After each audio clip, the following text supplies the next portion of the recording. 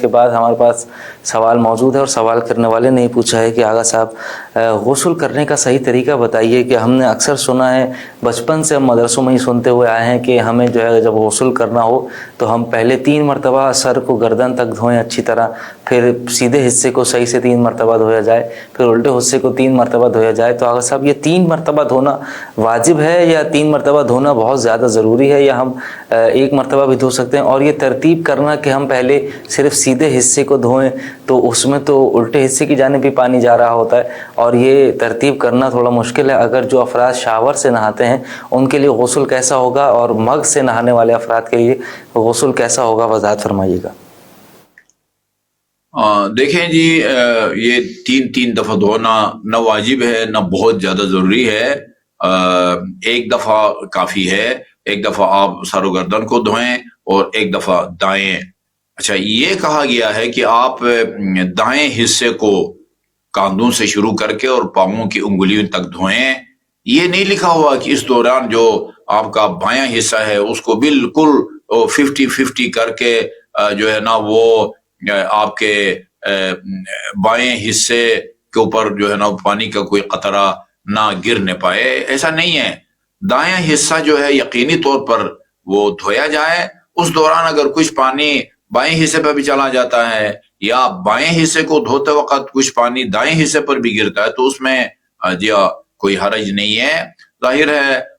بہتر ہے کہ جب آپ شاور کے نیچے کھڑے ہوں تو مطلب ایک چند لمحوں کے لیے شاور کے نیچے آپ کھڑے ہوں، پھر ہٹ جائیں اور ہٹ کے پھر اس پانی کو پورے سر و گردن کو اور ناک کانوں کے اندر بھی وہ تک اس پانی کو پہنچائیں۔ اسی طرح دائیں طرف اور اسی طرح جو ہے نا وہ بائیں طرف۔ اگر مگ یا لوٹے کے ذریعے آپ غسل کرتے ہیں، یہاں بھی مگ کا پانی یا لوٹے کا پانی آپ سر پہ ڈالیں اور اس کو پورا سر و گردن میں جو ہے نا وہ یعنی بالکل تھوڑی جگہ بھی جو ہے نا وہ خشک نہ رہے، تھوڑی جگہ بھی ایسے نہ ہو جہاں تک پانی نہ پہنچا ہو۔ اسی طرح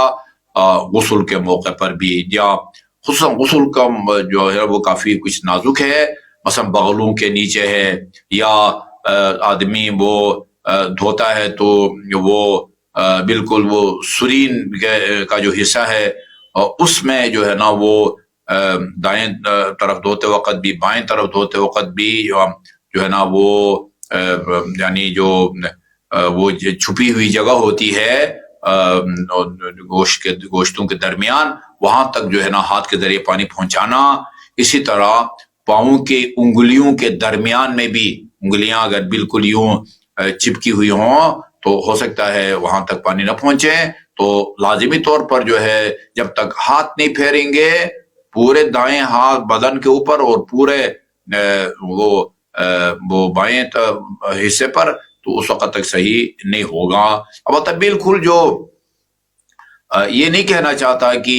یعنی 100% دائیں طرف پر آپ کا ہاتھ پھیرنا ضروری ہے، نہیں، ہاتھ پھیرنا ضروری نہیں ہے، پانی کا وہاں تک پہنچانا ضروری ہے۔ بعض جگہ ایسی ہیں کہ وہاں تک ہاتھ نہ بھی پھیریں تو پانی پہنچ جاتا ہے۔ 1 لوٹا پانی کا جب آپ کندھے پہ ڈالیں گے تو وہ آپ کے سینے کے اوپر بھی گرے گا، بازو پر بھی گرے گا، وہ بتنے وہ پشت پر بھی گرے گا۔ اس جگہ ہاتھ لے جا کے جو ہے نا وہ